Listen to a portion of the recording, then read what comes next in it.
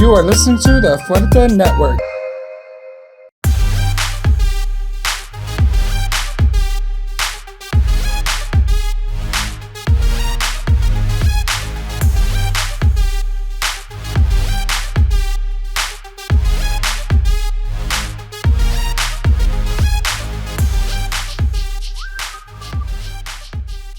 Hey bitches! Welcome to Hey Bitch, the show where we talk about politics, gossip, vaginas, homosexuality, wieners, cocks. This is a G-rated show, sir. Since when, bitch? Oh, right. We hoes. You know my co-host, Mama. That's it. Oh, okay. I was waiting for the shade. No shade today. Y'all know my fabulous co-host, Danny. And we have our friend of the podcast, Dulce. Dulce. She does not want to be on the camera. She wants to Dulce be... is her stage name. It's her stage name. It's her drag name. Her drag name. She's and, part of... No, That's Candy's my her stripper stripper name. name. Candy's her stripper name. She's part of the Dulce family. I'm Pan Dulce. Oh, yes. She's Agri Dulce. I'm the original Dulce. Thank you very much. No, she's Bonbon. She's Bombón Asesino. Mata con esas curvas. And of course, we have our producer, Danny. Yes. The other Danny. That's his name. The other Danny. The other Tyra. You want to know something? I have another new podcast Oh, God. with another Danny. Jesus Christ. But you love us more, huh? You love us more, right? You love us Bro. more, Welcome, right? Dulce. Thank Good you. to have you back. That is so you hate the rude. gays, You too. hate the gays, too. Oh, he's also gay. Is he cute? You hate the Mexican Oh, gays. he is, actually. He's my cousin. Oh. He said he is. Hook me up. Is he single? Come by on Friday. I'll be here, bitch. No, we won't. What? No. Wait, do we have something on Friday? No, No, okay. I do. No, What Thursday. do you have? I have dinner with my cousins. Thursday. Okay. We have a cousin quality time. Want to have dinner with my cousin? He wants to have dinner with your cousin. I gotta Hello? see a picture first. That. I think he should see a picture of you first, too. Ew. Oh. It's only fair you're asking a I picture mean, for that's him. true. He might not be. He might not be into fluffy guys. Oh, he's definitely not. No. Oh. Ew. Damn. Okay. Well, then forget. He him. said he's definitely not. Fuck him. What a He dick. said Your no, cousin's a dick. no. He is very, very much on the opposite side. He I don't know likes if twinks. there's a term for that. What is he like? He's Twin- super skinny. Like So he's super skinny, but he likes other super skinny guys? Do you even know? I don't. No. Don't speak for Have you him. met his ex-boyfriend? Yeah. What does he look like? Not as small as him, but definitely on the small side. On the small Also, he side? likes twinks. Oh, is he young? Yes. How old is he? He is, I want to say 33. He's not I'm young. glad that you said young. Yeah. I'm like, okay, he's young. Okay. I'll take Anything, it. dare you, anything under 30 Dulce? is not young. It's a kid. Dude, I got. Somebody told me True. that I look 29. Who? Who was? Oh, it's from Did the they have their football. glasses on? Were they blind? Were... Yeah. Like really, Memo? I thought you Look were at like, Dulce's face. I thought you were like 29. I was all, thank you. I know you're full of shit. but I knew you. I'm all, but I appreciate it. I'll take it. You'll take it, right? I'll take it. Well, anyways, today's show is about... Well, I was watching Encanto, Okay. and I watched it a few days ago. Me and Jovan were watching it. Mm-hmm. And the movie ended, and we looked at each other, and we're like, we didn't know what we felt about it. And I think, Dulce, you said the same thing, right? You're like, Yes. I don't know how I feel about this movie. Correct. And I think watching it a second time is when I started to like see the little nuances, because this is not like an obvious movie. It's not a regular Disney movie either. No. I'm like halfway through. Yeah. Right. So I'm halfway through where she just came out of that cave. Yeah. And like I don't know, like I'm already feeling some type of way about it. Like Uh-huh. it's almost like they make her feel less because she's not blessed. Right. You know what I mean? So that Mhm. bothers me already. I don't know. That might change because when I see the rest of it, but Mhm. I don't know. I haven't decided. Well, it yet. kind of goes along the lines until the end of the movie. Oh, really? Yeah. You're not gonna ruin it for me, right? The whole show is Yeah, about this fucking movie. we are. Then I gotta go. You should have watched You it. gotta go. I tried. I'm sorry. I had to go to the gym. Oh. Oh my god. Oh, the gym. Uh-huh. You don't really like cartoons, huh? Mm, You don't like cartoons. not like I like some like the animated stuff, like the Disney. Some I like Disney's, most of them. Like the other one. What was the other one that does not Pixar? Obviously not Pixar, but DreamWorks? Disney Pixar. DreamWorks. You don't like DreamWorks? I He do does DreamWorks. like DreamWorks. Oh, okay. But like I was about- cartoons, like fucking like that come on TV, like Family Guy and stuff like that. You know, You don't like Simpsons. Really? it? The Simpsons are a classic. I know they are, but it's just like for me, I feel like I'm just so far behind. Like, It's not like you have to like see them all to kind of catch up on what's happening. oh really? They're all different. Are they still the same age? Yeah. Oh shit. They'll always be the same age. Like The Simpsons, if it's on and there's nothing else to watch, yeah, I'm totally down to watch The Simpsons. But like to go out of my way, like to just like watch The go Simpsons. watch it? no. Okay. Well, this movie is really interesting. It's like on TikTok, everybody's talking about this movie, especially Latinx community and younger generations. Okay. And the reason I want to bring this up is because I was reading something that they did a study about this movie, or like whenever they were like, what's it called when they were like previewing it before it came out? You know what I'm saying? Yeah. They like asked older generations to kind of see what they thought about the movie, and they did not understand it. They didn't get it. And then the younger generations, the generations that were like second or third generation Americans or Mexican Americans or Latino Americans or whatever. Yeah. They were like, I totally get this movie. So I found it really interesting that the older generation were like, I don't get it. Or they related to the grandmother more than the younger characters. And it's because of generational trauma. So if you don't know what generational trauma is, it's basically, I have it right here. Intergenerational trauma is a concept developed to help explain years of generational challenges within families. It is a transmission or sending down to younger generations of the oppressive or traumatic effects of a historical event. So it's basically, it doesn't have to be like a historical event. It could just be trauma that is basically transmitted to the next generation and the next generation, right? So I found it in here, and I also found it in Coco. Because in Coco, the grandmother was No music. no music, Yeah. and then it just went down the generations, and finally it got to the little boy, and the little boy was like, I don't understand, why can't I have music? What's wrong with it? And the whole family just accepted it, right? So it was just trauma that was passed and passed and passed. Yeah. So I love Coco. I love Coco too. It's my favorite. Girl, when that music comes on, when he sings to Coco, I went to the movies with my brother, Roberto Carlos, and I looked over and he was like starting to tear. And my brother, like, he's not a crier. You know my brother. Yeah. So it's very interesting to get him to relate to that, because It's a beautiful movie. it's a beautiful movie. For that one, I actually, for the first time in many, many years, went to the Spanish theater in order to see Coco when it was in theaters. Yeah. And that one, it like, for me to go to a Spanish theater, I don't like watching movies in Spanish unless they're DreamWorks. DreamWorks makes so much. Shrek in Spanish is fucking. It is the Oh, it's most amazing. hilarious. It's Yes. so fucking funny. And so like I was kind of skeptical because Disney's a kind of hit or miss with that. Yeah. And so, but with this one, like it's based in Mexico. Like everything is about Mexican culture in this movie. So yeah, my wife and I, we went to go see the movie in Spanish in theaters. At Ghetto Sky Mall. Yeah. What's in it? Sonora Cinemas. Dinamita? Sonora Cinemas. No, I went to, what is it called? Cine Capri, Cine Capri. the one in Tempe. That was nice. Did they have it in Spanish there? Yeah, that's Oh. what's called the Cine Capri, right? They do Spanish ones. No, the too. Cine Capri is just It's Oh, the it's just because big, it's huge, giant right? big screen. Yeah. screen. But yeah. they do Spanish ones there too. Oh, I didn't know that. Yeah. What is wrong with you? I don't know. He's acting some sort of way. I know, today. for reals. Am I? Yeah. You're not yourself. How am I not myself? I don't know. You're just weird. Talking shit. Oh. Okay.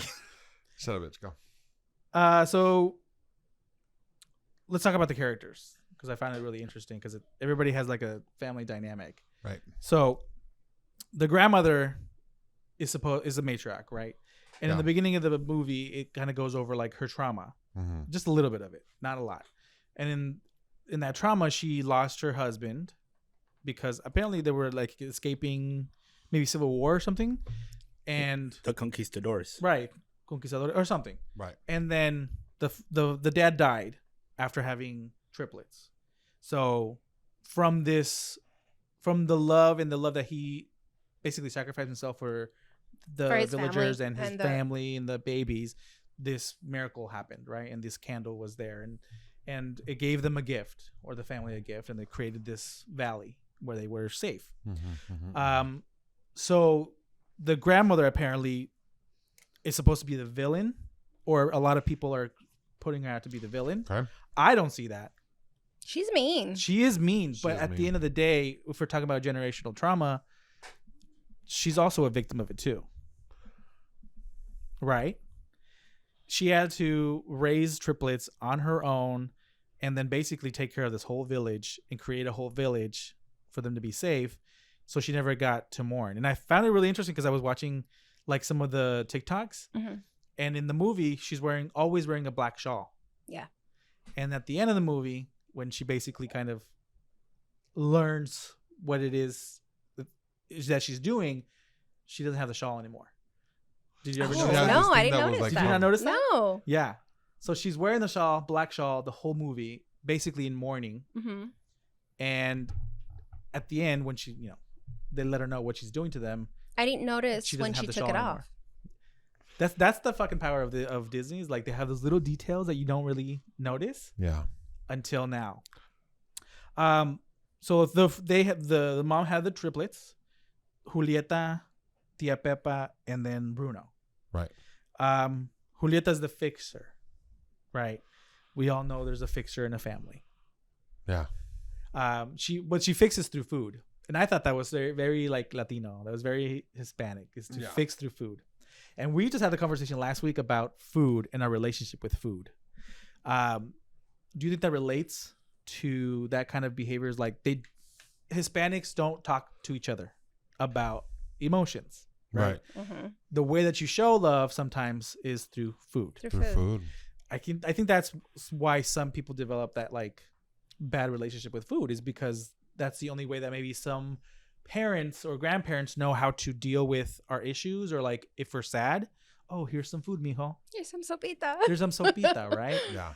So I thought that was I think that they did a really good job of like infusing. I don't know if you've seen that post. There's like how your mom apologizes after beating your ass. Come eat, right? And that just makes so much sense. That makes sense. That makes so much sense, right? Is because a lot of Hispanic parents are very prideful, and they don't want to admit they were wrong. That's the point. A lot of this movie is that they don't want to admit they're wrong. Yeah. So instead of saying, I apologize, I did something wrong, they will do everything possible to kind of show you I'm sorry without actually saying sorry. Are you finding that, Dulce, as a parent now? A little bit. She hates to admit. Just for context, how old is your kid? I have a 19-year-old, I have a 15-year-old, and I have an 8-year-old. Okay, so that's 3 different relationships. Oh, yes. All girls. All girls. All girls. Okay. All girls. Yeah. So have you ever like knew you were wrong and they explained that to you that you were wrong, where you have like no choice but to say sorry, or you kind of just went around it somehow? I've done both. I've with the years I've learned to apologize because, like you said, don't look at me like that. I don't think so. Since when? No, I've learned to apologize because my mom, till this day, will never apologize. And I grew up with that. So, no, my mom's never wrong and blah, blah, blah. So, for me, it was very hard to realize when I was wrong and to apologize. And I started realizing that once Grisel got a little bit older, that I wouldn't apologize. And I've been trying to change that. And for me to say, sorry, I'm wrong, is very hard. It's very hard. But I am trying very hard to say I'm sorry when I'm wrong. That stems from like that whole, we were ingrained to us. I'm the parent, you're the kid. I'm right, I'm you're right, wrong. wrong. I'm smart, you're stupid. Okay, no tanto. Well, I Sí, didn't- pero... Sí, pero no. Damn, Olga. No, it's from a movie. Oh, okay. Oh, okay. It's from Matilda. She's like, I'm Yeah. smart, you're dumb. Oh, yeah. No, but I think that's ingrained in us. So like when you become a parent, like kind of like the movie we just watched, like it kind of like you end up kind of like assuming the role, right? Yeah. So I get that. I can see where that kind of like passes on that mentality. Yeah. And then I wonder why. I mean, obviously because probably their parents would never admit they were wrong. So it's interesting to see that even as a kid going through this with your parents, you start repeating the cycle. Yes. Which is so weird to me because I'm like, if you didn't like it, why are you doing it? There's your certain kids? things that I catch myself and I'm like, oh, It's your wait, subconscious. let's Why not do you do think that. why do you think anybody does it? Why do you think? Because they're with like a lot of things like abuse, like physical abuse, right? Mhm. We see all these stories about like kids being abused, but then when they grow up, they abuse, and then their kids abuse. Because they like. But because there are two kinds of people who continue the cycle, and then people who break the cycle. Right. Mhm. What's the difference? Like, where do they intersect? Where they are like, what's different about this kid that repeats it, and what's different about this kid who breaks it? I think that's more of acknowledgement and will to do so. Mm-hmm. Does that make sense? Because No. like I think that in the world you're gonna have the people who are victims and the non-victims, and I'm not Mhm. saying that one is better than the other, right? But you have They people, just see the world. They just see the world Mhm. differently, or they don't have the strength or the strength Mm-hmm. to say this ends This is here, enough. Yeah. or or I can't overcome, so let me just live this. It's easier for me just to go this route and then just be passive to it rather than go this route and face that. You know what I'm Mhm. saying? Oh yeah. And so you have those two types of people, and not everybody's the same. Yeah. So like, you know, like I like in my family, like I feel like I'm more, believe it or not, I'm more like, no, we're not doing this. We're going this way. And Mhm. I feel like, and it's you see the transition. My brother is very like, yeah, it'll all come out in the end, like Mhm. it'll all in the wash, or it'll all come out in the wash. Is that Yeah. what they say? Is that what the saying says? My brother's like, it'll whatever. My sister's very like, well, let's talk about it. Mm. Let's Your see- sister's that? My sister's very like, she's more breaking cycles, but she's on the same Uh-huh. token. It's more like she's more of a process. Like, let me analyze it from every single angle. Mm. And then I'm like, nope, fuck, I ain't doing that. Nope. Like, it was funny because like when I broke up with my ex, like my mom told me, she's like, I never would have thought you were gonna do that. Mm. I thought you were just gonna stick it out and you were going to live your life with that person, and that's it. She's like, but then you, out of nowhere, she's like, you called it. She's like, I was in total shock. Mm-hmm. So like, and like you repeat, that's one of the cycles that I'm like, I'm not staying in a relationship where I'm not happy. Mm-hmm. You know what I'm saying? So that was for me breaking a cycle. Right. So I guess it's just like enough is enough. Yeah. That You kind get of to a person. point where you get fed You- up. Yeah, you do. You get to a point, and you don't.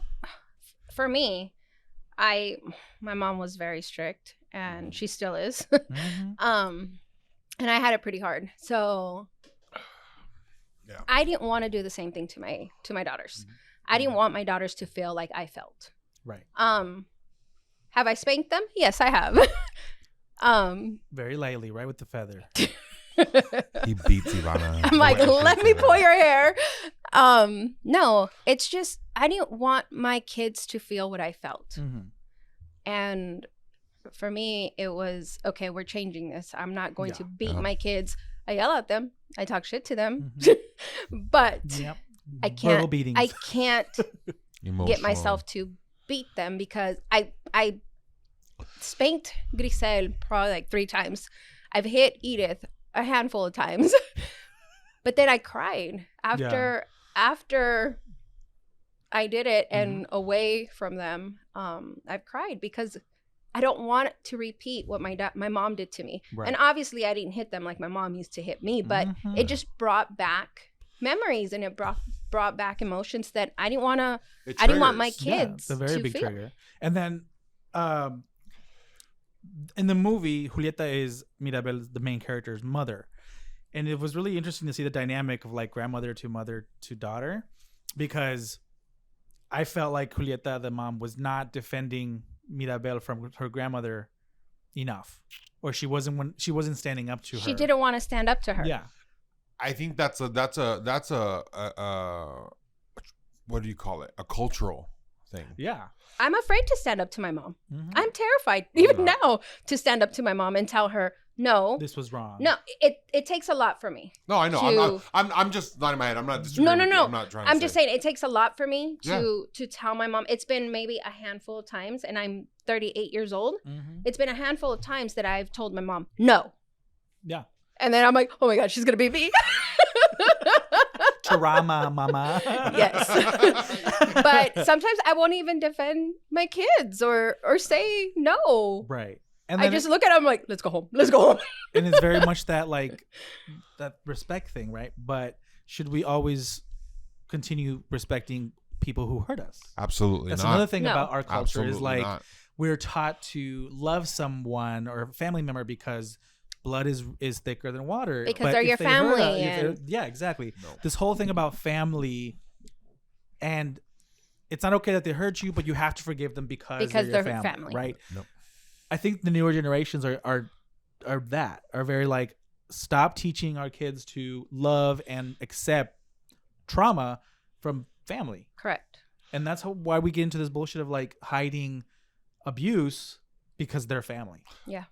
I came into that whole of like, it's I saw this meme like a good like 10, 12 years ago on I think it was MySpace or when in the beginning of Facebook. 15 years ago, you mean? Whoa, MySpace.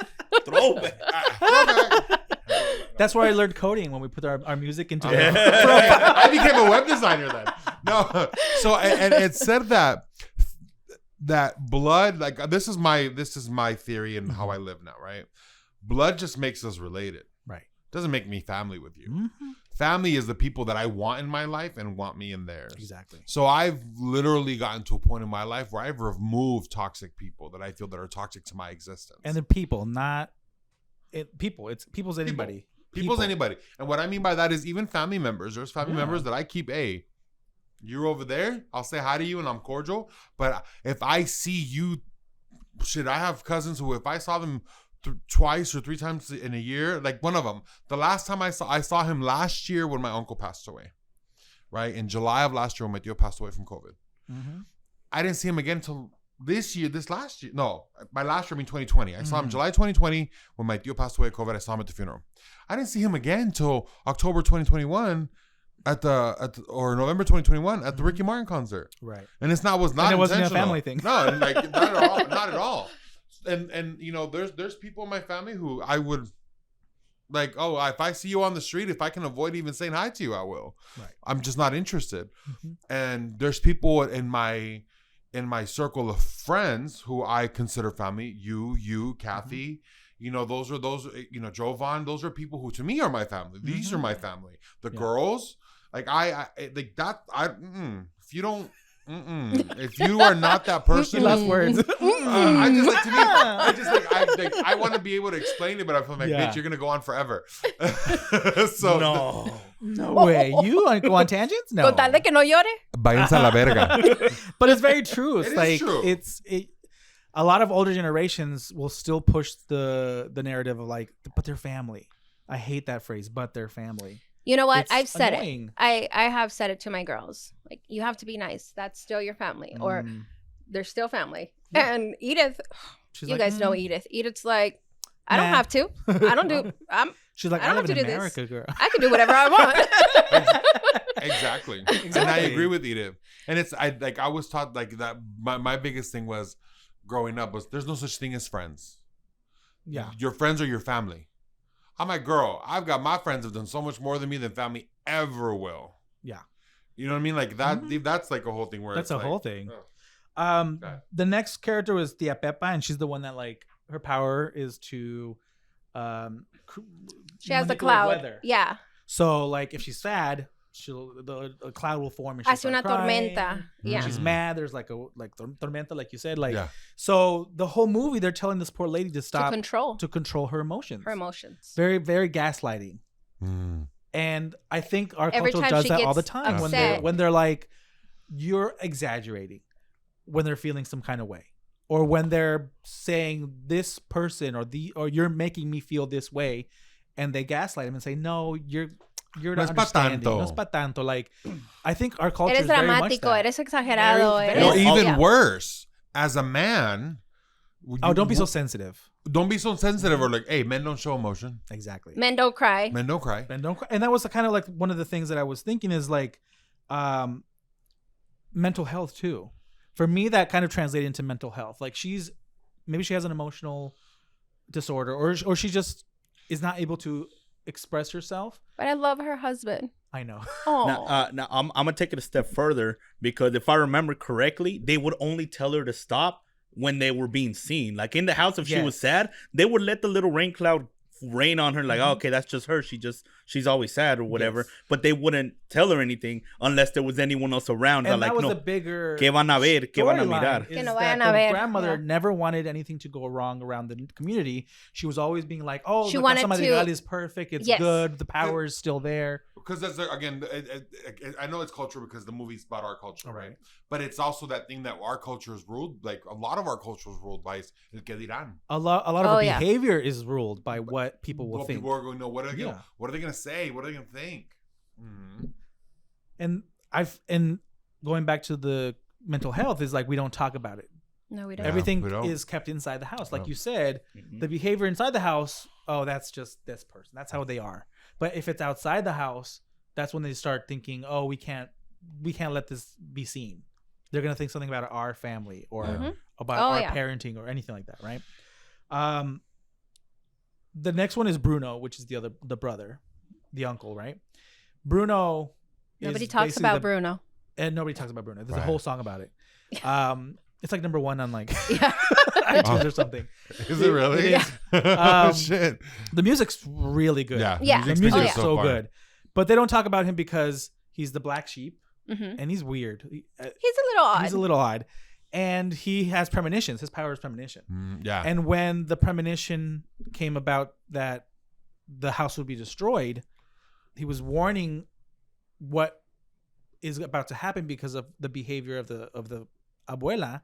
The abuela was like, no, you can't tell anybody. He knew how she was or how she would react. Mhm. So he left basically to protect the main character, Mirabel, because she was in the premonition.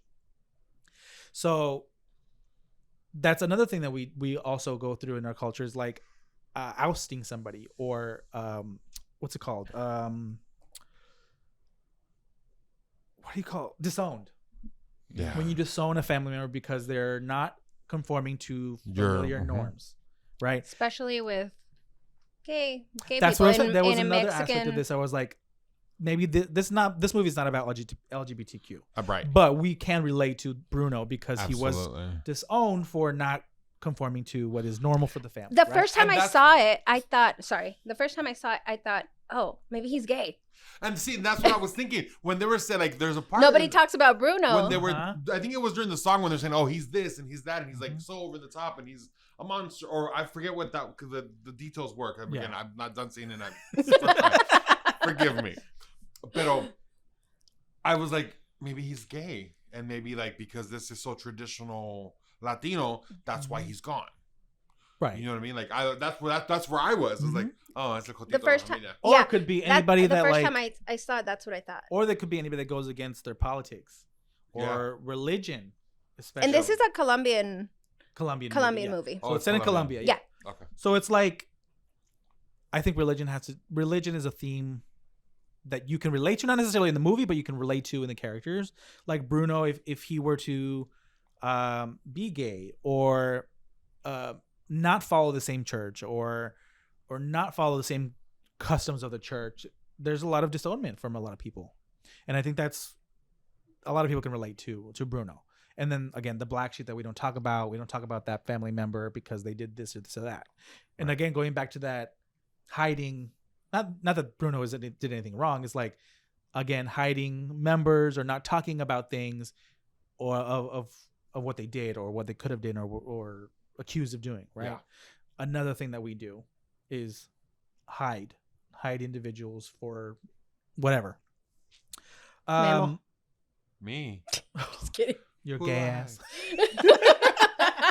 We don't talk about Memo. He's out. We don't talk about Memo. He does enough on his own. I know. Just listen.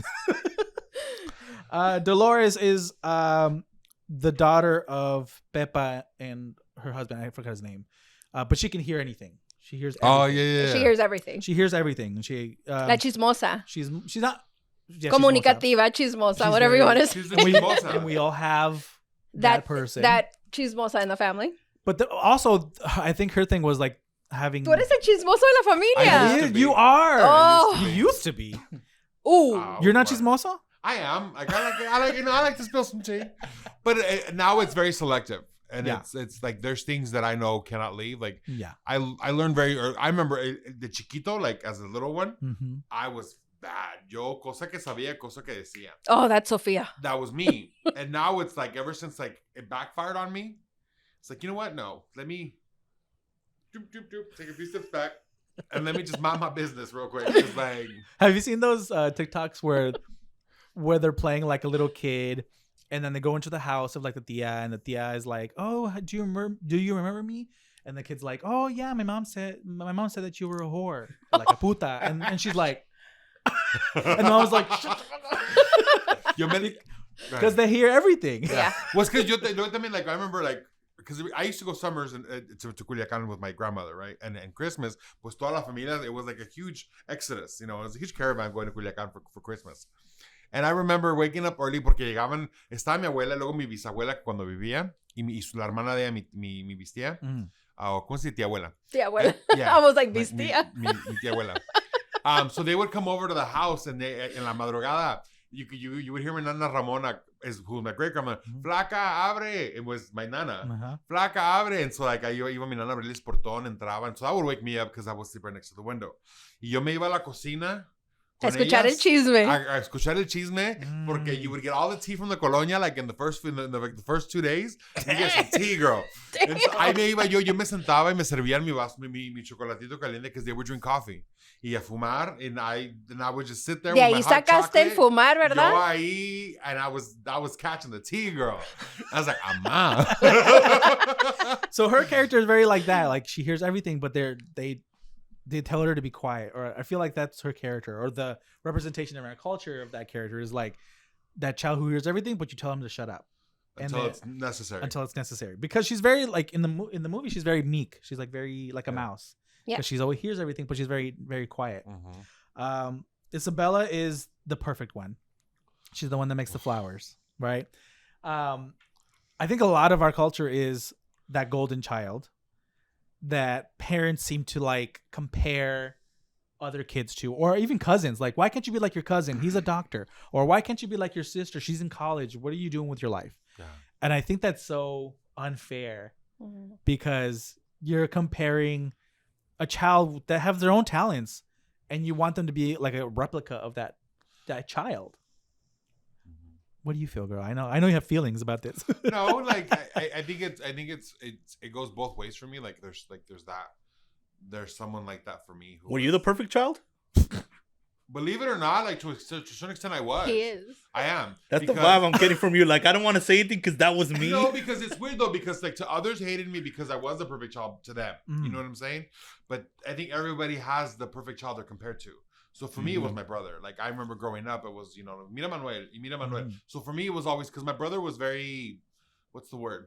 Like he's the oldest. He was the first grandkid. So like my brother, my brother was a good kid. Like we all were. Like was he following what they would expect him? And he still does. Like my brother's very conservative, very very strict, very stringent on a specific path. He followed the path that your parents very much so. Got Very, married, had kids, yeah, etc. Very that. Yeah. And so even though I was that person who I was like, mira Manuel. And then for me, it was like, for my cousins, like, was el Guillermo esto? Like, like I was the ROTC student. I was the great grades. I was the one they never knew I did. She did football, mama. I did so fucking much. She did weed.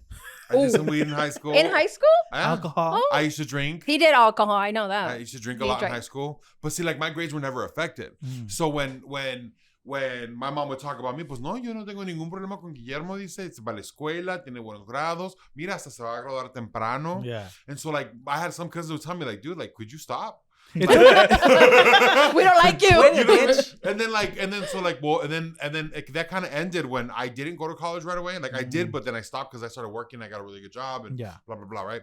But then when I went back to school, even though it was many, many years later, it came up again. Like, mira, like, he went back to school. We all can. You guys can do it. And I'm like, no, y'all need to stop this because this ain't pretty for me. Is it fair for you? No, because like they set you as a bar, and if you ever fuck up, excuse me, if you ever fuck up on that bar, You're like, if you ever fuck up Damn. into the mic. if you ever Very fuck aggressive. up, it kind of like it makes you look even worse than had anybody else fucked up. Well, there's a lot of pressure to like There's a lot of maintain that Yeah. status, Yeah. if you will, because they put you on this pedestal if you're that golden child. Yeah.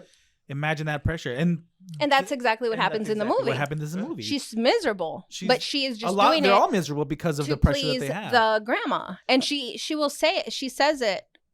She says it multiple times. I can't wait Yeah. to see the rest of this Girl. movie. Let me just tell you. Yes. So the perfect one. She's the golden child. Uh-huh. She's the favorite, but she's also marrying this man, or is betrothed, or like they're working on the arrangement Engagement. The Yeah. Guzmans. to marry Mhm. that guy, right? Which is Maluma, I think. He voices. Yeah. I think so. Yeah. Maluma. Mhm. And he voices that guy, and again, she was willing to marry this man that she doesn't want to marry because it will further or advance the family. And there's always that pressure as well. Being the perfect child is you have a perfect marriage, you have perfect kids, and you have a career, whatever the expectation of the family is. Yeah. And again, that's so unfair to label me as perfect because I have that expectation to always meet that bar or exceed it. Yeah. Did you guys have cousins or family or brother or sister that have that pressure? I definitely don't have the pressure. I was the black sheep of the family. I still am. when I was a little kid, to some extent, I was that person that my other cousins would be looking, because I was very timid and very like did not want to get in trouble, so I wouldn't like break rules. So I would spend all my time reading, studying, doing homework, like doing everything a good kid should do. And yeah, I did get a little bit of the Danny's the perfect cousin, the perfect person, blah blah blah. And so that changed a little bit as we go through middle school and high school. Kind of more, you kind of get a little bit more independent in itself. And then what I realized is that it doesn't stop. Once you're not that, then you just be compared, even like with all your cousins, everyone's good or whatever. Now they compare you as a group to another group of cousins, another family altogether. Which is so fucked up. It is. Because when you falter or you make a mistake, like the way that the family just like disregards you from that point is like brutal. So you didn't meet their expectations, so they don't see you the same, which is, I guess, in some cases a relief. So who's the perfect one in your family? Not the perfect one, but the one. We have a joke amongst ourselves in the family and in our text thread of my sister. We call her Tesoro because that's like my mom's Tesoro or like my parents' Tesoro. Oh, really? So, and she's the only girl, so we understand. But we always make fun of her. And when we were around my mom and her phone rings and it's my sister, we'll be like, "Ama, es tu tesoro," and we're like, put up the phone for her. "Ah, te llaman tesoro," right? So I can imagine that she's under a lot of pressure because she's also the fixer. Like if there's some kind of disagreement in the family, she and my mom have to like fix things. But the funny thing is that they don't fix it by saying you two get together and talk. They're like playing telephone. Tell her or tell him that this is what I feel, and like they're doing it. They're being intermediate people, right? It doesn't make it's just the way It doesn't that make we sense, are. but It that's doesn't make just how sense, it but is. that's just the way it is. That's Yeah. probably because of generational trauma that my mom experienced, and that's the way she knows how to cope. Yeah. And you don't talk to the person, you kind of talk around them to other people and like to them, but not to them. Mhm. So My that's where I sisters noticed come it. to me Your and sisters- they're yeah. like, "My mom, blah blah blah blah," or blah blah blah blah. I'm like, oh. And do you feel the pressure of like having to fix it? I just tell them, just talk to her. I don't Don't want to talk talk to to. me. I don't want to talk to I'm not her. gonna You talk to her talk to for her. you. I don't want to have this conversation with her. You have it. Are you a fixer? I used to be. Yeah. I used to be like, no, come on, you have to talk to her, regardless. That's still, I'm like, now it's not like, she made you do what? She made you feel how? Girl, fuck her. Yeah. Fuck her. That's very you now. But you know what? Like, I think fuck her. I don't know about you, but I know with therapy, it has changed a lot of my views. It has changed just how I think, and now I'm not a fixer anymore. Now I'm like, Memo, fuck this. Fuck this. I don't have to be around. I don't have to be around them. I don't have to. Because now we have deal that thing with of like this. we get to choose who we want to be around, which is not something that I think our older generations had. They're like, because of because they came from maybe a struggle. My family, when we were growing up, we were poor. Like we had frijoles on the estufa, and On the stove. The stove. On the stove. and then the On the stove. stove. Try to play it off. Stove. I'm like, And- I'm like, when they caught that, let's stove. And that's how we grew up, right? So I've when they were growing up, they were poor too. So it's like it's going down through generations where we continue behavior because we have to. It's a form of survival. I think now that we're here, we don't have to be surviving. We can be living and thriving, so we get to choose who is in our life. And I think that's the biggest difference. Like, for example, between generations, like our parents and us. And you might be like in that transitional because of where you were born. Right. Your siblings were born there, right? Yeah. So No, we were born there. Yeah. yeah, that's what I'm saying. So for me, like I'm first generation here, so this is all I know. You're like Stephanie and Jennifer, my nieces. Yeah, exactly. This is all I know. So for me, it's like I've told my parents, I'm like, you guys raised me for a world that doesn't exist to me. On multiple. Or they expect you to relate or understand their point of view when you've never lived that point of view. Exactly. And like I've told them, I go, your life, I've never lived it. One, because Thank God. no, absolutely. Your no, goal I'm totally is grateful. Yeah. No, I'm saying because you brought me here, because you want a different life for me, I don't have that point of view. So you should be happy. Right? Exactly. But for example, like for my parents, it's more of a like stay grounded, stay humble kind of thing. That's why they want it. It's important and I agree with that. It's important to know where you come from, to know where you're going, as cliche as that fucking sounds. But it's very that thing where it's I don't know that. Like there's no, I mean, you can tell it to me and I'm like, that's a beautiful story. But you won't feel it the way they do. Feel the way you do. You know what I mean? That happens with my brother and my nieces. Yeah. Because my brother expects them to understand and value things the way that he does. But he did a great job in raising them and giving them anything that they needed. So he's wanting them to see his point of view and appreciate things the way that he does. But the girls didn't have to. They didn't have to struggle and learn that way. So he has to kind of step back and say, my goal is for the girls to appreciate things, but I have to teach that a different way that I was taught that. I learned that because I had to. And I think one of the things that happens like with like when you have that generation like that, right, is that what I learned from my parents is that you want to give your kids everything that you didn't. Exactly. And because you're so fixated on that part of it, you end up giving them without them having to work for it. Yeah.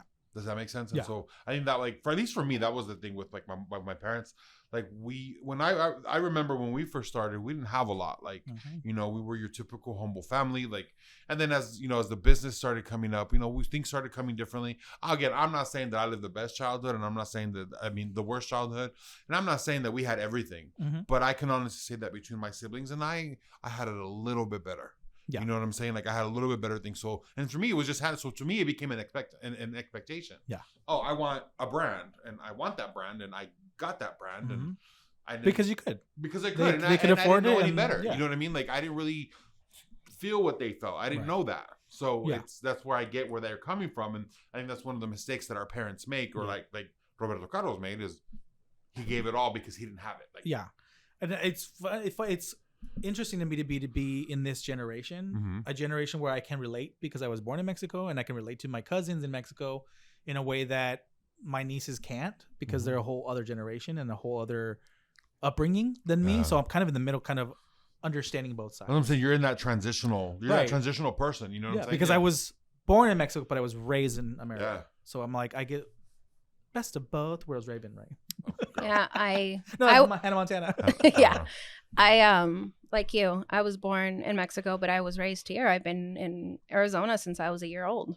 Yeah. So you could still, if you go back to Mexico, you can still relate. Yeah. But not to not 100% to them. Yeah. But you can't relate 100% to like your kids or other cousins of yours that were born here and they have no understanding of Mexico, right? Yeah. The next character was Luisa, and I love Luisa. Luisa is like the big strong one. Oh, I loved her. Basically, Memo in her wig. Like that was it, girl. That was you, bitch. I mean, it's true. It's true. That is so me. Very strong. I'm not Mirabel. You are not Mirabel. None of By us no are means. Mirabel. You know what? Oh, Edith. That's my Edith. Oh, yeah. Right there. I can see that totally. Yeah. So Lisa's the strong one. They turn to her to help him fix things. She's the reliable one. Edith. She's I can't overworked and underappreciated. God, yes. I think she's either the middle child or the second child, but it can also be related to somebody who is the oldest child in their family that they had to. She's the middle child, I think. I think she, right? Yeah. she's I think the I had middle. that image that I sent you. You didn't send me that. Just the image that I sent you with the girl that you thought was a video. Oh yeah. Yeah. I thought you were talking about like a family tree. Oh no. Yeah, I'm talking about that basically that position in the family, Yeah. especially with siblings. Like when you are, especially in families of immigrants, when you are the oldest, there is a lot of pressure. So here, it kind of goes over, having to babysit the kids, Yeah. maybe having a job when you were younger because you had to kind of help. Yeah. That was me. Things that I didn't have to do when I was Yeah. a kid. Maybe you didn't have to do. I did because we worked at the Yeah, shop. the shop, but that was already like installed in your life. Yeah. But a lot of families are like the oldest either has to come home from school and cook for the kids while the parents come home. Babysit. Babysit when they whenever they needed to. They had to kind of grow up quick. Yes. So I think a lot of the oldest kids had a lot of pressure to kind of parent. And I saw this other TikTok where they were kind of being shady, but was like relating to older kids that when you compliment the younger kids and the parents could take credit and the older kids like, I raised those kids. Yeah. Right? Because in a lot of the families, that's what happens. The oldest sister, the oldest brother raises those kids for the parents. Not saying that parents are wrong for doing that, because when you're an immigrant, when you're trying to succeed in life and provide for your family, sometimes you don't have a babysitter. Sometimes you don't have the means to have a babysitter. And Correct. that's the thing about families. Like, you have to get together to make it work. But again, at the end of the day, it's unfair for the oldest to kind of lose part of the childhood, and then the young kid like can be a total kid. That comes back to the doors in the movie, in the role you play, or what you bring to the family, right? Yeah. Because in the doors, there's an image of each person, and in all the doors, the image is of an adult you. And even though you get your power when you're 5, your door shows you as an adult. Yeah. This last kid, the little boy, Antonio, which he gets the power during the movie, his door has a child. Him as a child. I don't know if you noticed that. Oh no. I did. So You did? the theory is that the other kids were still living in that environment of like pressure. So the expectation of you as an adult, even though you're a child, the same expectation that like older siblings have when they are taking care of their siblings is, you're young, but I need you to grow up and I need you to be this adult right now. But in this movie, because of what's happening with Mirabel, the house kind of knows that the cycle is going to break and he can be a kid. Oh. His okay. expectations Makes are now, the sense. house expects him to be a kid now. So it's like these little small details that Disney does that's like mind blowing. Because I questioned that. I was like, wait a minute, why is like all the other ones are adults? Why is Adult. this one a kid? Why is he a kid? I'm like, but if they all get their like, that was one of the things that I was questioning. Like, if they're all getting them at 5, why are they all adults? Exactly. Okay. The house like understands I can that see that. Mirabel, that's probably her power. Mirabel's power is breaking Breaking the cycle. right? So the house understands that that's going to happen. So I thought that was amazing. The song that Luisa sings, the older, stronger one, there's a lyric in it that I just found really heartbreaking. It says, "I'm pretty sure I'm worthless if I can't be of service," which is like, ouch, because it's like that's their personality now. Because that was imposed on them. Exactly. That is their worth. My worth is how much I can provide for others instead of what I can do for myself. Right? Because when you're growing up, you're trying to find yourself, your identity, right? Yeah. And when these things are imposed on you, you kind of lose yourself. Like, if I'm not doing everything, then who am I? Which is, again, very unfair to you, because you had to grow up fast. You had to grow up sometimes to be the parent of your siblings, and you lose your identity, or it takes longer for you to become you, because you're like, who the hell am I if I'm not taking care of my siblings or cooking or doing this and not reaching my dreams? I feel like that happens a lot in like, especially like in big families where there's like a lot of kids. Like you have the first ones that actually like the first few who will end up assuming that role. Yeah. And then because you did that, it's like, well, if I'm not helping out my family in any way, like what am I doing? What here? am I What's doing? my purpose? Yeah, life? exactly. Yeah, I get that. Camilo is like, he doesn't show up a lot in the movie, but he's a shapeshifter. Which I feel one's like he's like a little one that turns into everybody else. Like he can shapeshift. Oh, You see I him? feel. Is he family? Yeah, he's the son. He's the son of. He's like Mirabel's. That's Mirabel's cousin. That's the son of the weather. Yeah. Tia Pepa. Oh, and- okay. yeah. Tia Pepa. Pepa. Okay. And the one that can hear. That's what Tia Pepa's kid. That's Antonio's Yeah. whose kid? Is Mirabel's little brother? No. No. No. it's Pepa's. theirs. Pepa. The Pepa has 3 kids. Three Oh, kids. Pepa has 3, and then So Dolores, who can hear everything, huh. is Pepa's daughter, Okay.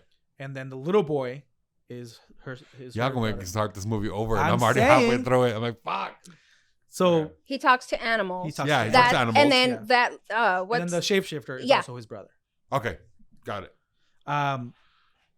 I feel like there wasn't a big role for him.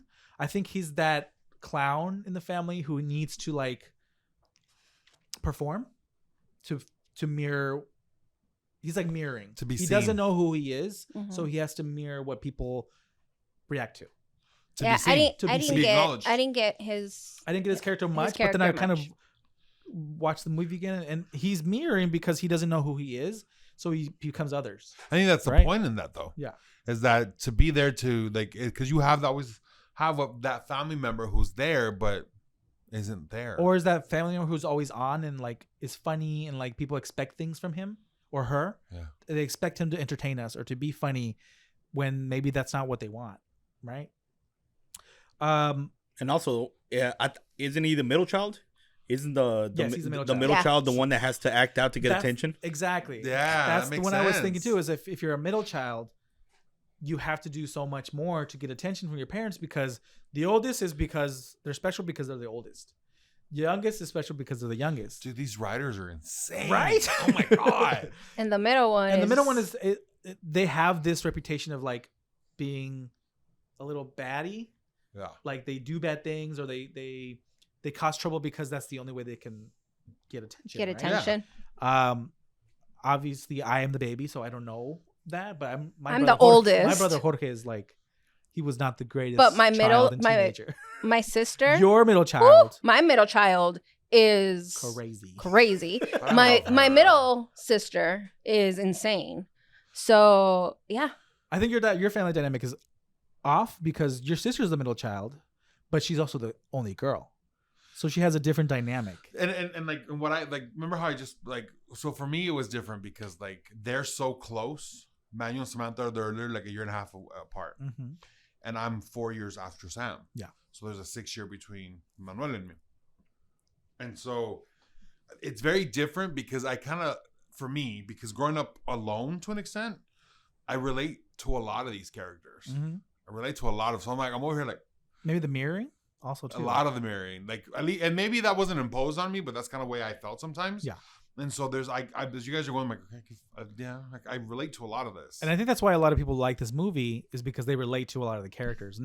You're not specifically just one. You could be multiple ones. I think it took me a couple of times for me to understand a little bit more and for me to like it because the first time that I saw it, I was like, I'm confused. I don't understand it. I don't understand. That's how And I I was. remember telling you. Yeah. I was like, I don't know if I like. I don't know if I like it. Me and Jovan looked at each other and we're like, I don't know if I like it. But Yeah. I think my expectations were like Disney. It has to be entertaining really and entertaining beautiful. and funny and Happily there ever has to be a after. villain and there has to be a happily ever after. And nothing was really defined. It was very like nuanced. You had to kind of really think. And it's not for everybody. Like I don't think, not to offend anybody, but I don't think a white family could understand the dynamic of this family. I would think it'd be a little difficult for them. And a lot of the things that are happening on TikTok is like a lot of white people are like confused about the point of the movie.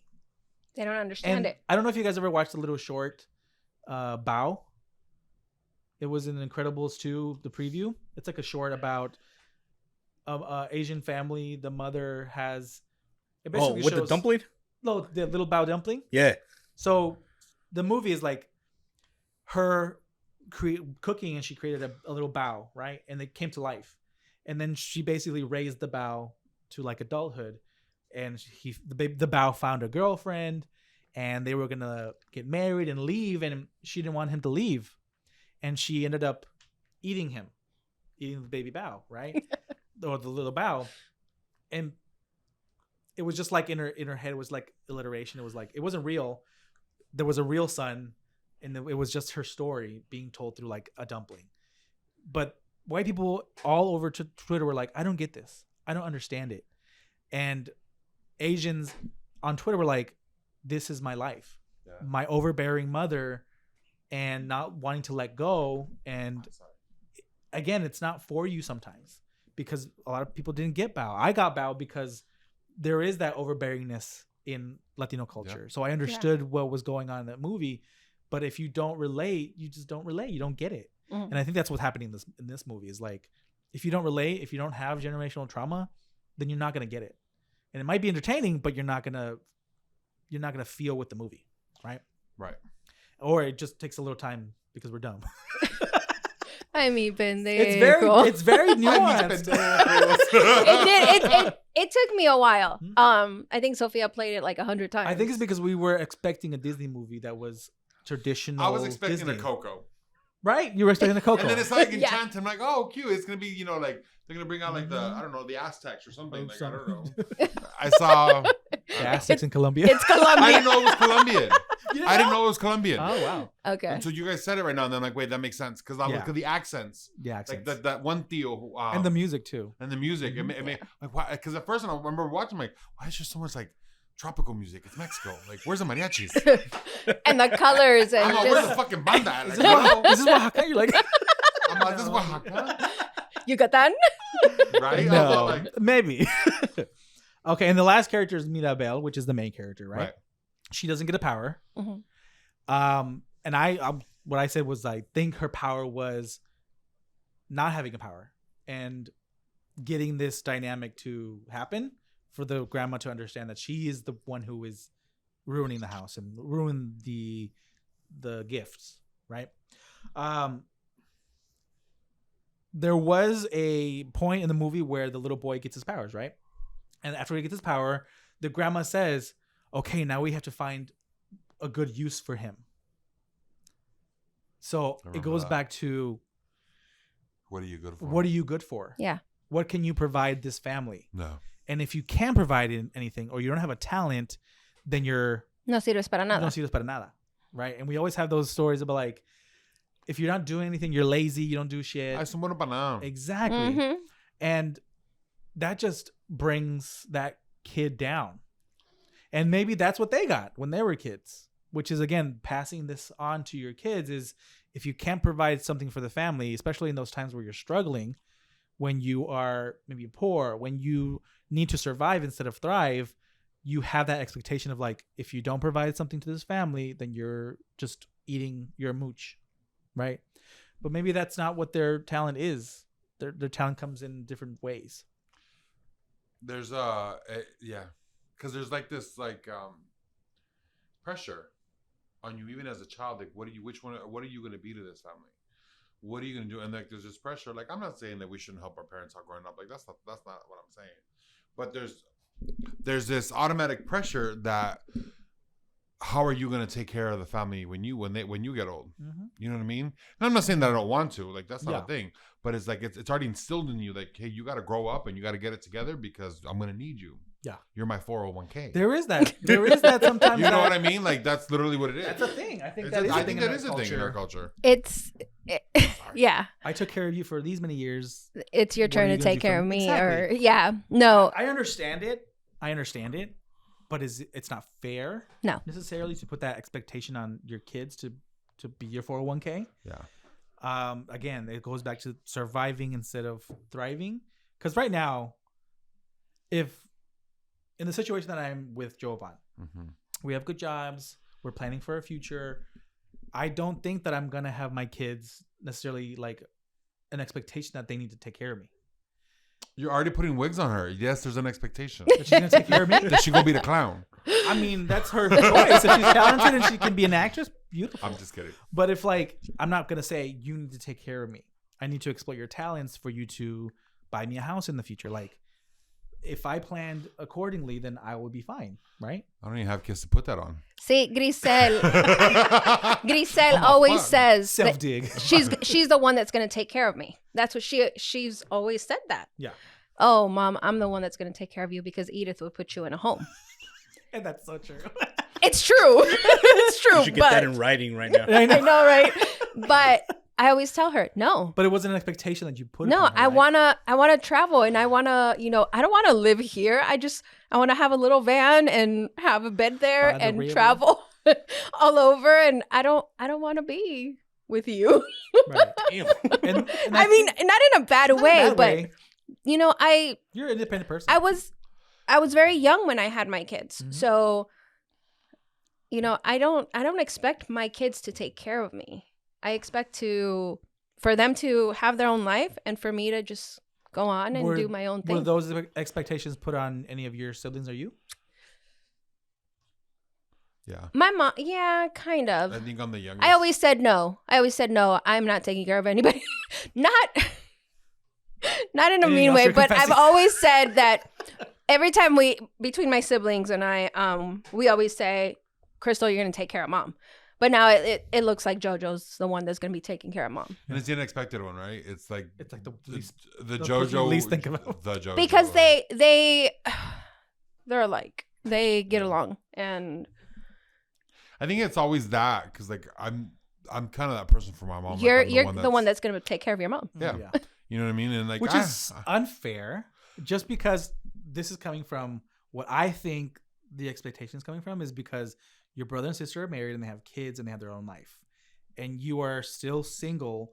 Don't have like an established partnership with somebody, so the expectation is like, well. But I can honestly I appreciate my mom for the way my mom she's building in Mexico right now, right? And she's like that way. She's like when it's time, I can just go there and I'm out of everybody's hair. Everybody can live their life, and I appreciate the sentiment behind that about my girl. Mm-hmm. You know damn well you're gonna be in one of my rooms. I mean, eventually they're good. Like my thought process here is like I would love to someday soon or like own property like an acre. I can have a little place in the back where she still has her own home and her own entrance, her own garage, and she has her own space, but close enough to where I could be like, if she needs me, I'm right there. Right there. You know what I'm saying? Yeah. And for me, I have no problem doing that. Like my mom, like the way I looked at it, like I've heard you guys have heard me talk countless about her. Oh yeah. I have no problem doing that because I look at it as my mom did so much for us. But then I think that's that whole cultural thing where they ingrain that into you. Like, some days it's gonna be your turn. So I tell her, Olga, you better behave. I'm gonna put you in a home one of these days. She's gonna put you in a home. Beat your ass, bitch. I'm on Shady Pines, Ma. Shady Pines.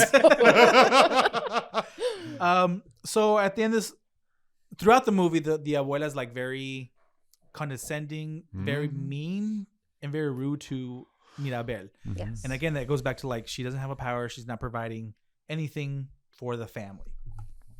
And she's like, she loves the family. She like wants to save the family. She knows about the curse and she wants to save it. So it's interesting that she is the one that stands up to the abuela when she has no power, but she sees her siblings and her cousins and how her grandmother has basically been toxic to them, putting all these expectations on them that they have to provide, that the community, that the Encanto needs to survive, that the family's fine, that all these things that we have experienced, all pressure on them. And I think that's her job in this movie is like snap out of it. Like it isn't all about what we can provide for the family. Sometimes we need to think about ourselves and be okay with that. So the last scene is super interesting. Let's play it, please. Disney, don't sue us. We're just doing a little clip. We're talking maravillas about. Let's do this. I will never be good enough for you. Will I? No matter how hard I try.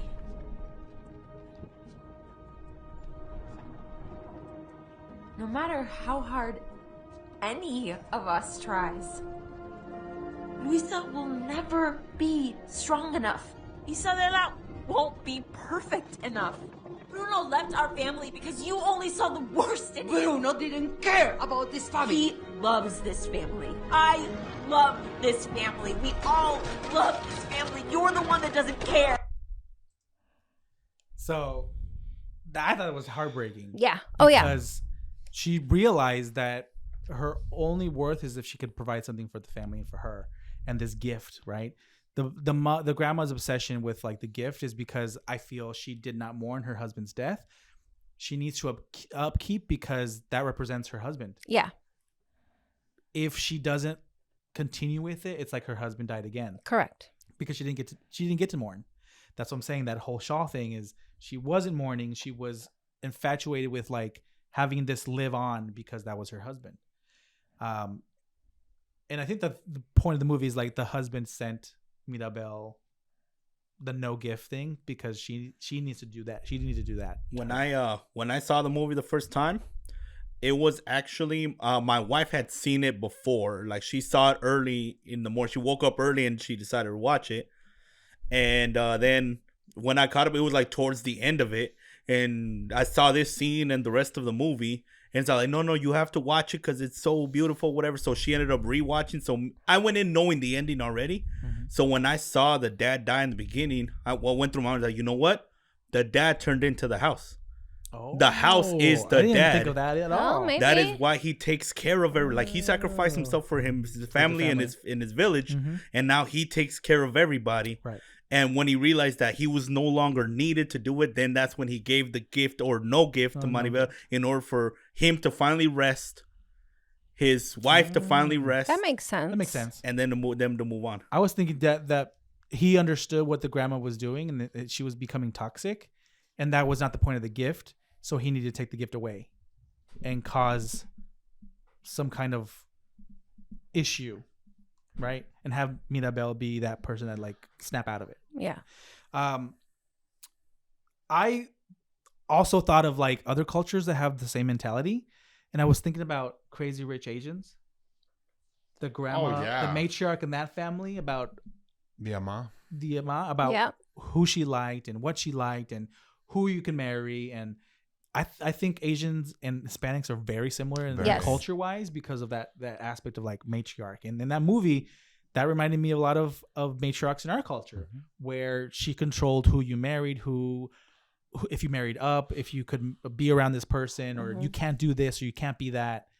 So I think, or you can't marry outside of this. About even like colorism too. Yeah. You can't marry dark. You have to marry light. Like it. I think it transcends cultures. This theme. Not every culture is going to understand it, and it's not going to be for every culture. But I think they can understand little parts of this movie. Like she said, like the mom said, like in not the ama but his mom, mm-hmm. in that movie, she's all like, "You silly Americans live in a world where you do like your passion, and not when we believe that we do. You make things that last. You make things that you guys know that we make things that last. Yeah, family lasts. Like dynasties. The dynasties. And Americans don't, is what they say. They're selfish, yeah. Yeah. And it's breaking that. It's definitely breaking that. It needs to be broken. I think, I'm a firm believer everybody needs to live their own life. And again, back to that thing of like, what will they say? Like, that's a very big theme in a lot of families. It's none of my business what they will say. Exactly. Whatever they have to say about me. No me mantienen. Exactly. Yo pago mis biles. My sister, I'm not digging. You don't even watch this.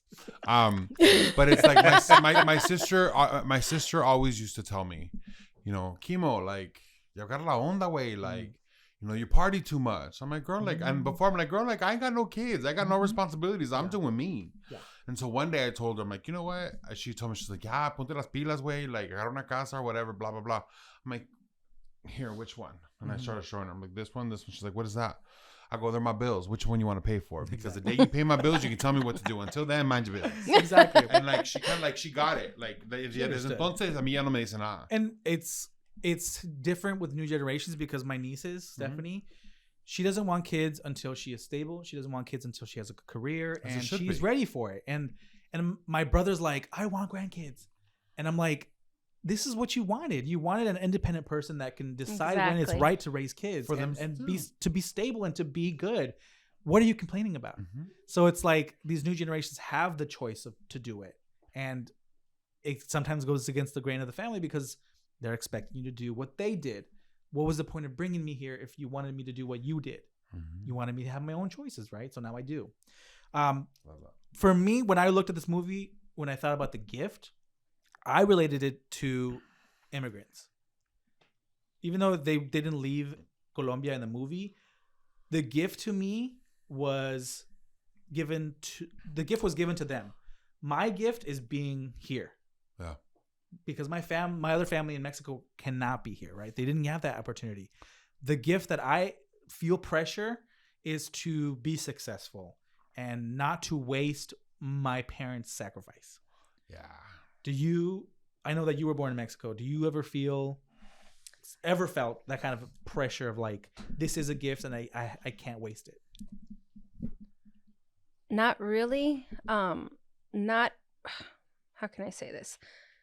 I think because I was raised here, I've been here since I was a year old. So this is all I knew. Mm-hmm. So I can't really, I Relate? get what you're saying, Mhm. but I can't really relate to that Yeah. as much as you can. Yeah. I don't know. I don't know exactly how old you were when you. 4. Okay. So you were pretty young. You were raised here. But I was- that was never. That was never. I was raised here, but I was illegal. I think that's another aspect of this that See, I was illegal. like Really? more. I was illegal until I was. Undocumented. No human is illegal. Right, you're right. Okay. My bad. Thank bad. you. Undocumented. Um, You didn't correct me, bitch. I was thinking, I'm looking at Danny. I'm like, is that right to say? Like, I could say I'm that. Fuerte's about to come for us. Fuerte, I didn't say that. I didn't say that. I was didn't say that. indocumentado. yes. That wasn't me. Until I was, I think, 12 years old. Okay. So I was fairly young. Yeah. You were older than I was. A little bit older Oh. than I A little bit. was. So I didn't think about, tengo papeles o no status. tengo papeles. I Or think I had to think about it because when I was older, a teenager, we still couldn't go to Mexico. So I knew my status. see, and I was able to go to Mexico. Right. So I really can't relate exactly to that. Danny, were you born here? I was not. I'm in the exact same situation you were in, that I was here under a year old when I was brought over here. And so growing up undocumented, I didn't know I was undocumented, if that makes sense. Yeah. But it did affect me, and I felt the pressures of needing to succeed because I see my single mom working 2 jobs, 3 at a point in her life to get me and my sisters through school and to get us a better life. And I realized when I got to high school is when I knew that I was undocumented and college was kind of not an option for me anymore. That pressure kind of went away. Like, they stopped talking to me about that because they knew nobody could afford to get me through college. So like, all right, it was kind of unsaid. No one said it, but if you don't go to college, it's fine. Like, we're not going to keep pressuring you for it. But at the same time, my cousin, who is a year younger than me, and when we were growing up, same thing, straight A's, great everything, great students.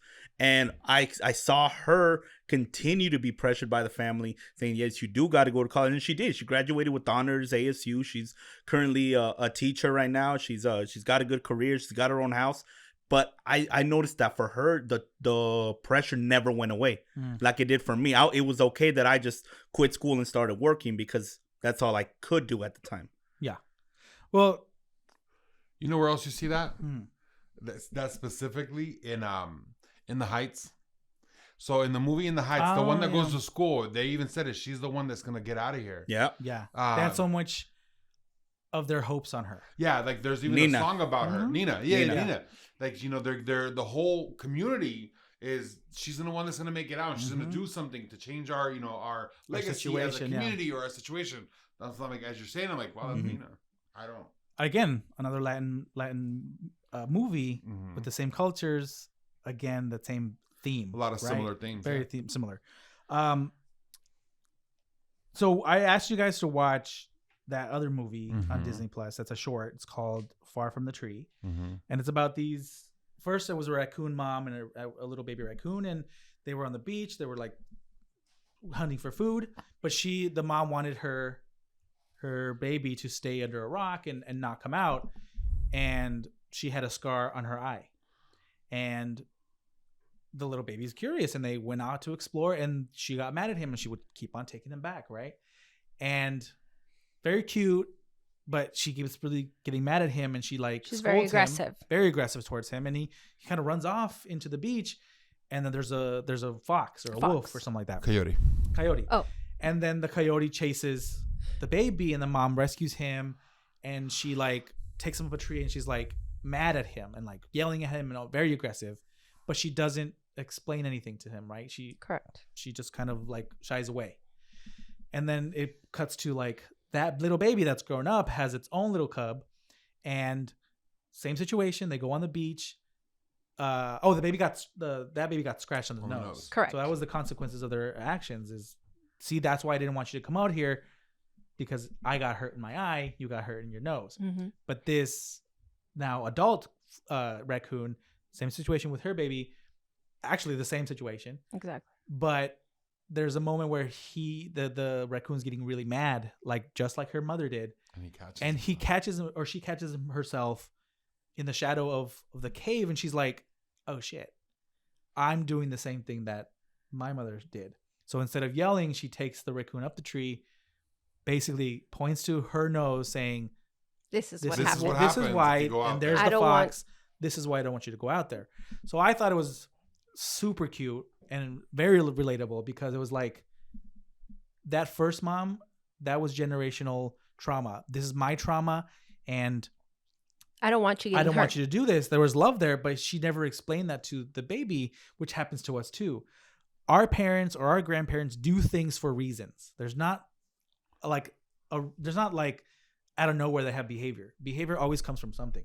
So this is what this movie is about, I think, is repeating the cycle without knowing why. There is a lot of love, because the abuela was loving to all the kids, but she still had toxic behavior because she didn't know how to cope with the death of her husband and the pressure that she was under. So when people say that the abuela is the villain, I have to be like, no, like you have to think of her trauma too, instead of just like pointing fingers and saying, you did this to me, you're doing this to me because you're mean, you're evil, instead of saying, what caused their behavior? Why is their behavior this way? What happened to them? Mm-hmm. So what do you guys think about breaking the cycle? How do we notice ourselves in that shadow and say, wait, I don't want to repeat this? I think for me, the reason why I kind of became the way I was is because I saw what my life was starting to look like. Not that my parents have a bad life, by no means, but I just felt like I wanted a little bit different. Mm-hmm. You know what I mean? And I looked at it as like, I'm giving this life, and the life that I'm in, I'm almost 40, I'm still single. So I'm like, you know what? Do something with this. Do things differently. Mm-hmm. You know what I mean? And maybe because I did some things differently is why I'm the way I am now, right? Almost 40 and single. But again, that's your journey. That's my journey. And I love every fucking minute of it. Like, I mean, I complain about it sometimes. But what? No. I've never heard you complain in my life. But I think it's important to break a cycle, because you have to live your life. And you have to live your life according to your rules and no one else's. Yeah. Because you have to discover who you are, and you're not going to find out who you are unless you try other things, unless you break a cycle. Mm-hmm. Because if you follow these but if you follow these cycles, you're going to end up the same person that raised you. You know what I mean? And that's not always a good thing. And that's exactly. And that's not always a good. I'm not saying that my parents are by no means. Like, I'm very fortunate to have the parents that I did. But for me, it's I wanted different. Yeah. Dulce, I know that this is very personal for you, because we've talked to you've talked to us about it, and we've talked to you about it. I've witnessed. What are you feeling? It just, seeing that clip made me very emotional. Yeah. I had to see it. I saw it a couple of times. The first time I saw it, again, like the movie, I was like, wait, what am I missing? Mm-hmm. I watched it again, and I saw my mom. She the first raccoon? She was the first raccoon. I saw my mom, and just how she'd always yell, and she's always upset, and she loves me, but the way she she was raised different. Mhm. So obviously So she has her own traumas that she's dealing with. she has a lot of traumas that she has to deal with. And then I saw the second raccoon Mhm. with the baby, and I saw myself with my child. Mhm. And how sometimes I want to yell at her and be like my mom, and I step back and I have to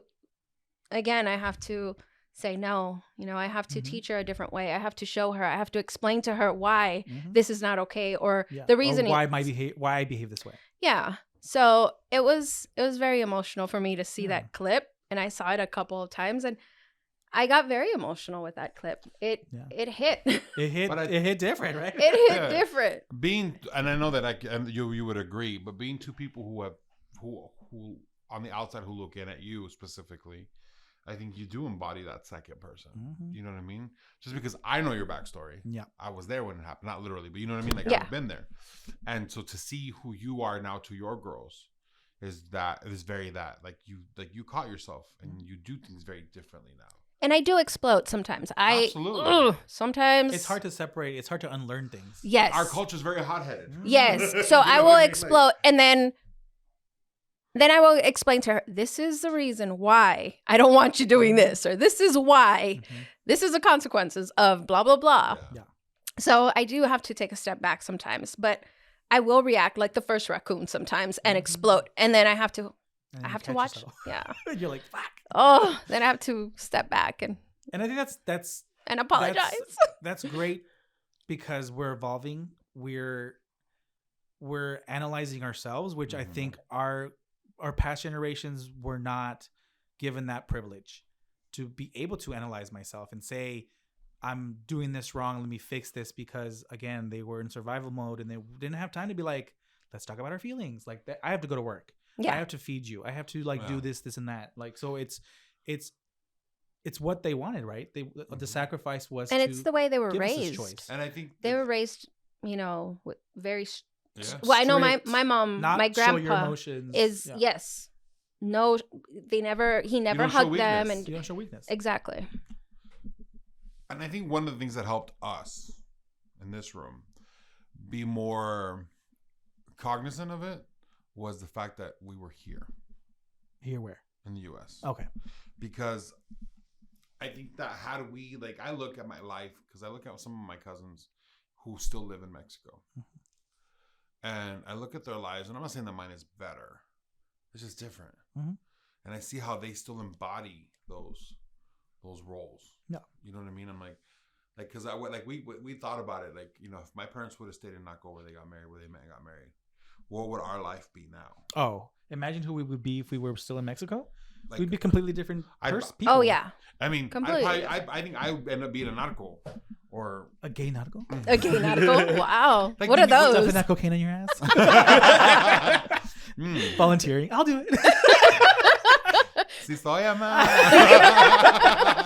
No, but it's very that thing of like I look at it like who would I be? Exactly. You know what I mean? And Yeah. it's like sería el jotito del pueblo. Mm-hmm. You know what I mean? Because think about it. Jotito or jototo? Jotote. You know what I mean? Like think about it. That's what I was thinking. I was like, I think that at some point we would have come over because Probably. it was the border. Yeah. But I think life would have been very different. Or even, especially if we grew up in Culiacán. Like, if we would have grown up in Sinaloa, yo sería un desmadre. Yeah. I'd be running shit. Yeah. or they I'm would sure be you running you. I'm at the drag club. So yeah, I'm thank you so much for coming and sharing your stories. I mean, I think this movie is something you have to watch a few times to kind of understand it.